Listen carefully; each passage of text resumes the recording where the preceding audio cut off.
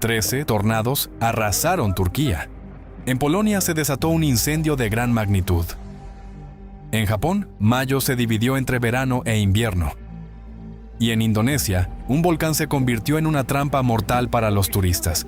¿Qué sucedió la semana pasada en el planeta? Véalo a continuación en este episodio. Turquía. El 3 de mayo, Turquía fue azotada por fuertes lluvias con tormentas eléctricas, granizo, vientos intensos y una cantidad sin precedentes de tornados. Según la base de datos europea de fenómenos meteorológicos severos, se formaron 13 tornados, de los cuales 9 fueron muy potentes, de categoría IF2. La magnitud de los daños impresiona. Árboles arrancados de raíz, postes de líneas eléctricas derribados, viviendas y construcciones agrícolas destruidas y animales heridos. La provincia más afectada fue Şanlıurfa. Allí, durante la tormenta, se registraron 7 tornados. En la zona de Viranşehir, un tornado destruyó 2 salones de bodas y un campo de fútbol de 6.500 metros cuadrados. Los daños superaron los $2 millones. En uno de los salones, con capacidad para 2.000 invitados, estaba prevista una boda para esas fechas. Pero apenas unos días antes del tornado, fue cancelada, lo que permitió evitar consecuencias trágicas. Los tornados y el granizo también causaron graves pérdidas a la agricultura de la región. Más de 1.200 hectáreas de plantaciones de pistacho resultaron dañadas. Asimismo, los cultivos de ajo y trigo sufrieron importantes daños. Como consecuencia del desastre natural en Şanlıurfa, una persona murió y otras 40 resultaron heridas. En la provincia de Mardin, un tornado de categoría IF2 arrancó los paneles de una central eólica y solar y volcó varias veces un contenedor donde vivían trabajadores. 4 personas que se encontraban en el interior resultaron heridas y fueron trasladadas al hospital. En la provincia de Gaziantep, un tornado lanzó un minibús varios metros por el aire y lo arrojó fuera de la carretera. Los pasajeros sufrieron lesiones y el vehículo quedó gravemente dañado. Otro tornado de categoría IF2 cruzó la frontera con Siria, recorrió unos 7 kilómetros y causó graves daños a tierras agrícolas e infraestructuras en la zona de El Beili, en la provincia de Kilis. Cabe destacar que en el territorio de Turquía se observa un aumento brusco y prácticamente exponencial del número de tornados y trombas marinas, lo que se aprecia claramente en el gráfico. Para comparar, desde principios de 2020 hasta el 10 de mayo de 2026, en el país se registraron más fenómenos de este tipo que durante los 20 años anteriores. Además, no solo aumenta su cantidad, sino también su intensidad, lo que confirma el actual brote de tornados. Los habitantes de muchas provincias de Turquía también quedaron conmocionados por las nevadas de mayo. En las zonas montañosas de Dushe cayeron 60 centímetros de nieve. Se utilizó maquinaria para despejar las carreteras. En la provincia de Afyonkarahisar, debido a la nieve y al hielo, se vio afectada la circulación en las principales carreteras regionales que conectan las regiones occidentales del país. Además, en varios distritos se suspendieron las clases en las escuelas. Los bruscos cambios de temperatura y la nieve fuera de temporada causaron daños a la agricultura. En la provincia de Mersin, la capa de nieve alcanzó los 10 centímetros. Los cerezos y melocotoneros que estaban en flor en ese momento resultaron dañados. Las redes antigranizo instaladas para proteger las plantaciones fueron destruidas bajo el peso de la nieve y parte de los árboles se quebraron. Los residentes locales afirman que nunca antes habían visto un fenómeno natural así en mayo.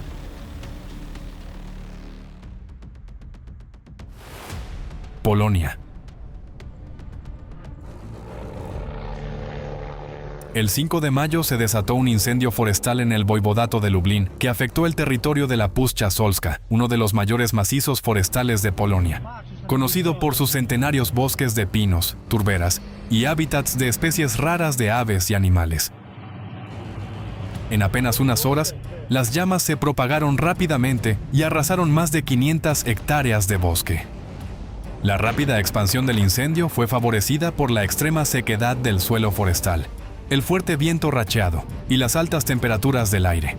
Durante varios días consecutivos se registró un calor típicamente veraniego. Los termómetros alcanzaron los 27 grados Celsius.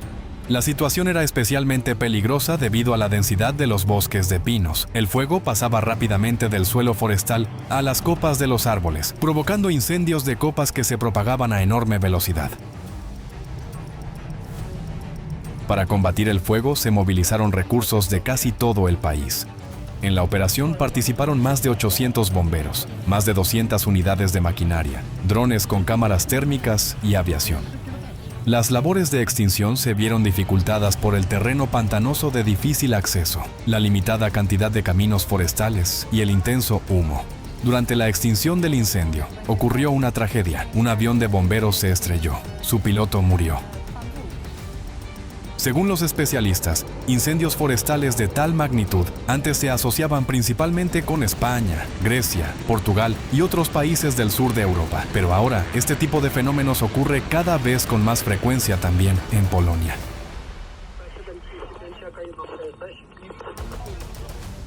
España. El 4 de mayo, una serie de fuertes tormentas con lluvias intensas y granizo azotó el noreste de España. La región más afectada fue Aragón, especialmente la provincia de Zaragoza. En el municipio de Gallur, cayó un intenso granizo durante casi 40 minutos. El temporal destruyó más de 300 hectáreas de cultivos de patata, maíz, cebada y alfalfa, causando graves daños a la agricultura.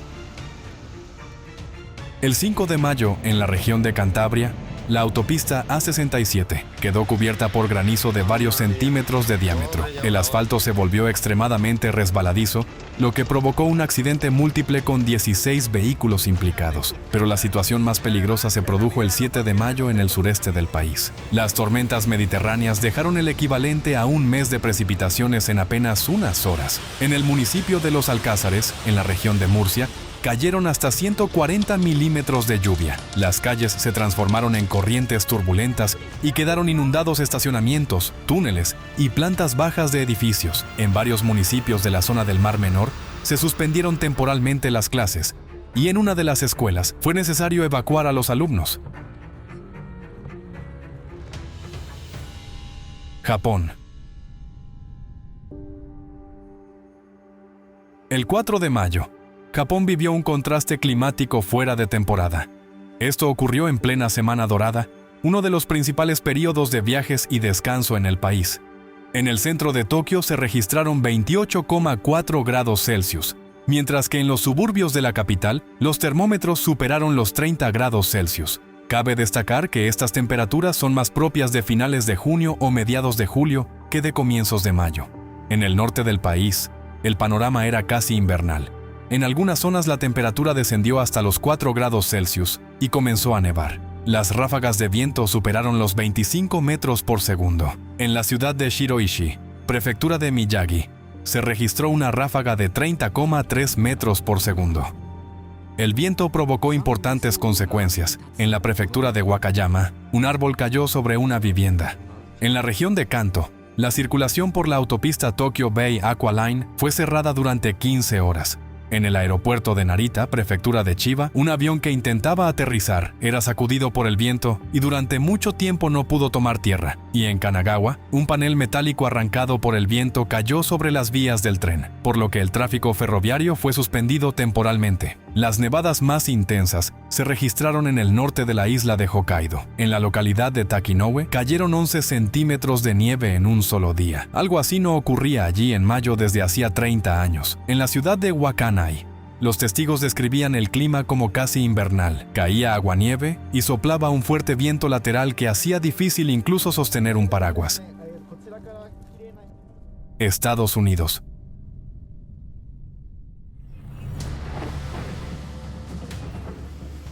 El 6 de mayo, en el sur del estado de Mississippi, se formaron condiciones propicias para el desarrollo de superceldas.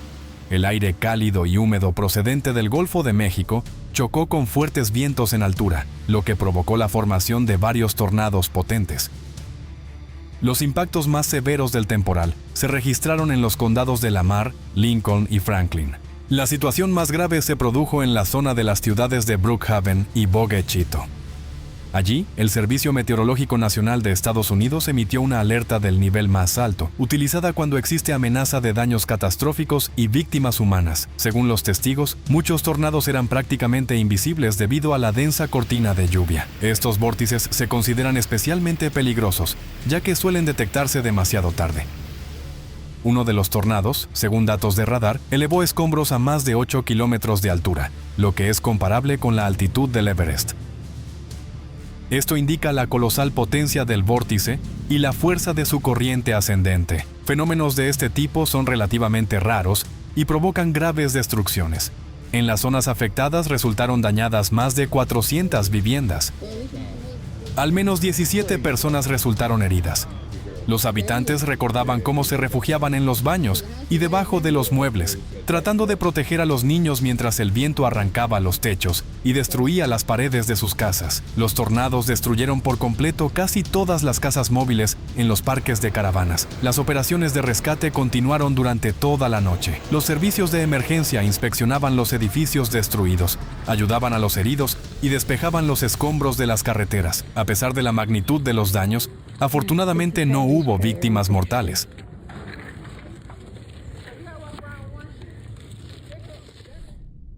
Argentina.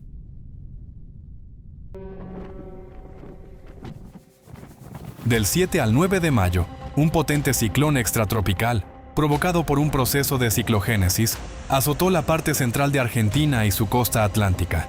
En la provincia de Buenos Aires, el 7 de mayo, un tornado destruyó por completo una vivienda en el distrito de Las Flores. 4 personas resultaron heridas, entre ellas un niño. En la ciudad de Mar del Plata cayeron 105 milímetros de lluvia en un solo día, lo que equivale a casi 2 meses de precipitaciones habituales de mayo. Las calles quedaron inundadas, hubo personas rescatadas de vehículos y fue necesario cerrar el puerto, los rompeolas y cancelar todas las actividades acuáticas. En la ciudad de Necochea cayó, en menos de 24 horas, 3 veces más lluvia de lo que normalmente cae en un mes.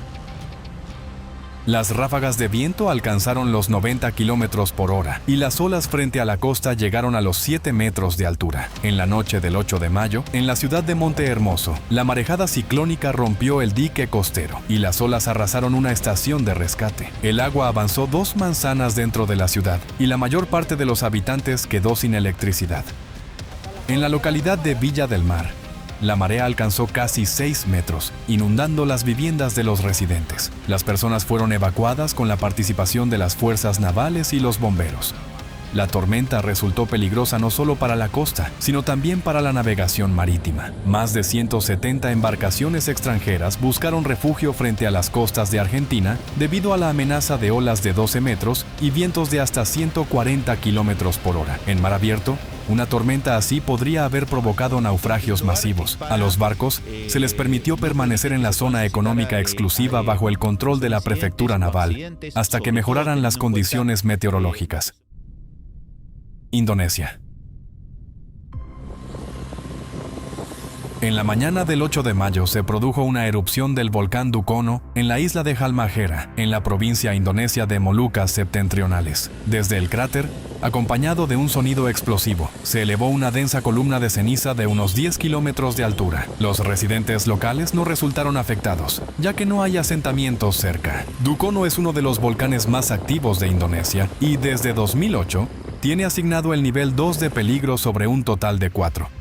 El radio de la zona de exclusión alrededor del cráter es de 4 kilómetros, y aún así, pese a que desde el 17 de abril, tras el aumento de la actividad volcánica, la ruta de ascenso al volcán había sido cerrada temporalmente. En el momento de la erupción, el 8 de mayo, había 20 montañistas y turistas en las laderas de Dukono. 17 personas lograron ser evacuadas ese mismo día. Algunas de ellas sufrieron heridas leves y quemaduras. La búsqueda de otras 3 personas se complicó debido a la caída de ceniza, la escasa visibilidad y los fragmentos de roca expulsados por el volcán.